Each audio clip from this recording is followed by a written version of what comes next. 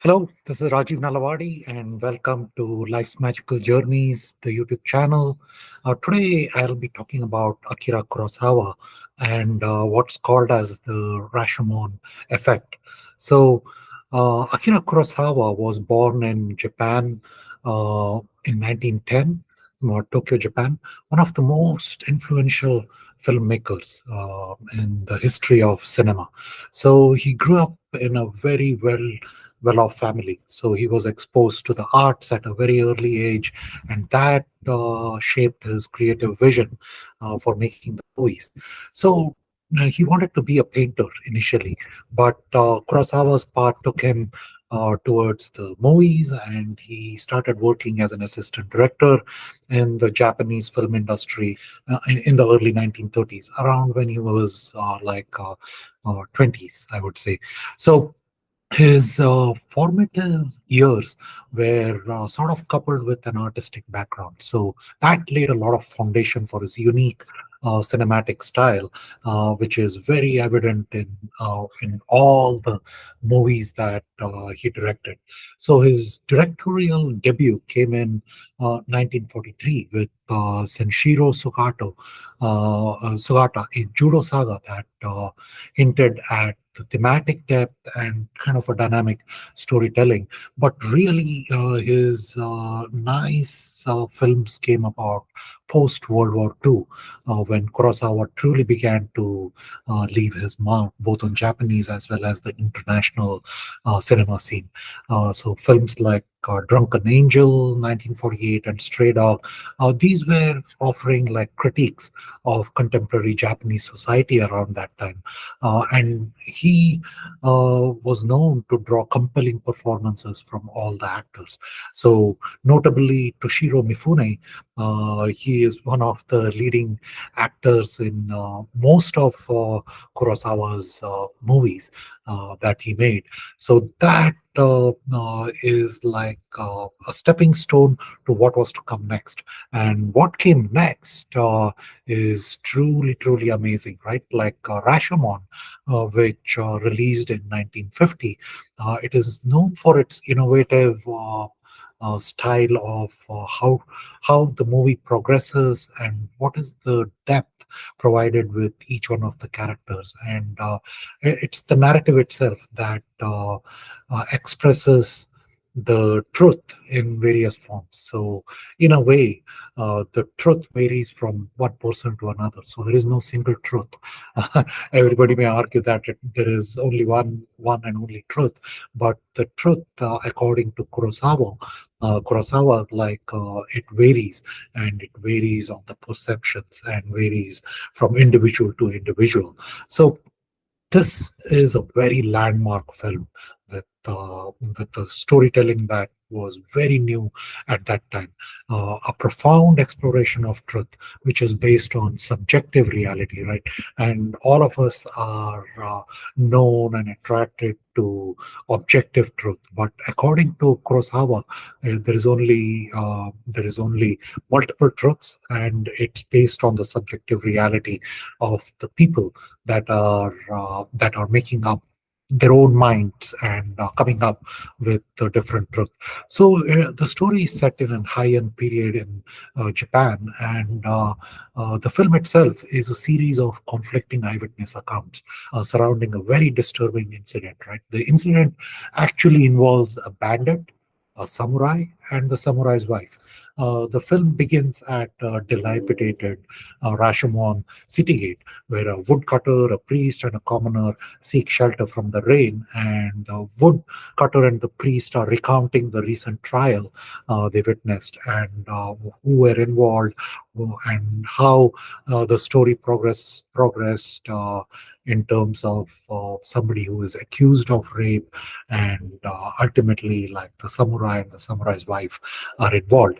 So the story unfolds where the audience is presented with four different testimonies: the bandit's testimony, the wife, the deceased samurai who is speaking through a medium, and finally the woodcutter who claims to have witnessed the events. And each account contradicts the other, right, presenting like different interpretations of the characters' actions and the motivations, and they're all present around the scene where this incident happened. So Tajimoro portrays himself as a fearless bandit who seduced the wife of the samurai and then honorably fought the samurai in a duel. So, in all of this, people are thinking that the bandit raped the samurai's wife, right? But the wife story depicts her as a victim of both the bandit and her husband, whom she says, like the husband was asking her to commit, like die out of shame, essentially, right? So she is depicting herself as a victim of both the bandit and her husband. So uh, who is who is speaking the truth in this case, right? So as it continues, the samurai's spirit, on the other hand, suggests that the wife betrayed him, leading to this suicide. He committed suicide, and the woodcutter's version introduces like further complexities. He's suggesting that the fight between the samurai and the bandit was far from honorable duel, right? That is being described by Tajimoro, the bandit. So Rashomon actually challenges the viewers to consider the elusive nature of truth and the human propensity for having our own interpretations and these are all self-serving interpretations of how we would like to piece together different things and come up with our own explanations and our own interpretations.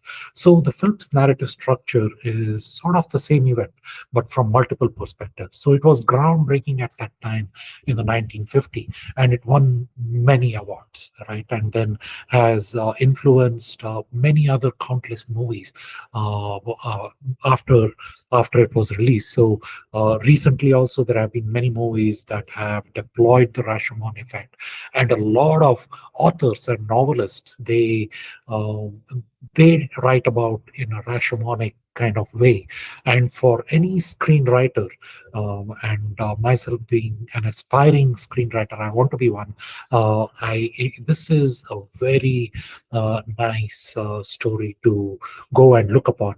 And Kurosawa's direction itself is amazing. He uses all the natural elements like the rain that is falling essentially uh, while the narrative is happening. So it's a dynamic element that adds to the film's dramatic effect and sort of the visual poetry where it is raining and then this whole narrative is happening. And the Rashomon, the title of the movie itself, has entered the lexicon.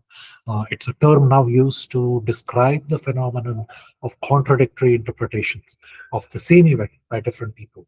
So the film actually was introduced to the Western audiences, like it brought the Japanese cinema in front of all of the Western audiences, and then this established Akira Kurosawa's reputation as one of the greatest filmmakers of the 20th century, and he did.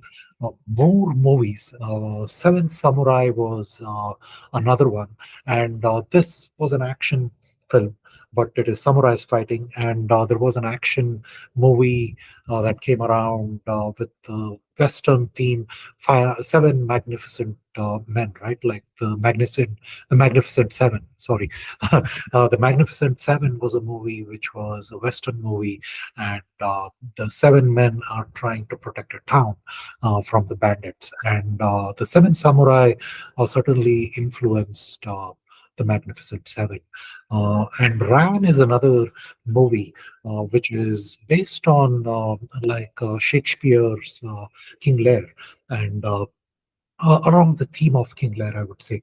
And essentially, it's about a lord or a king who has three sons, and he is trying to give up his kingdom to the oldest two sons, and then the younger one doesn't agree, and the storyline progresses from there. And George Lucas and Francis Ford Coppola are huge fans of Kurosawa, right? And understandably, uh, because he's an amazing filmmaker, and Ran, as well as the Seven Samurai, the depiction of the movie, the way the movie progresses, the clouds come through, and then there is a wind, gushing wind, as it ends, as the movie is ending, beyond the beyond like the uh, beyond like the middle of it. So there is various natural themes that are used in here, like the sun setting and the discussion happening between two people. Several themes to be picked up from, but Rashomon is an effect that is going to stay. It's going to be used by authors, novelists, filmmakers, and so on. So it's one technique that will never go out of style. And so that's it for today. So do subscribe to the Life's Magical Journeys channel and also on the other socials. Thank you and bye.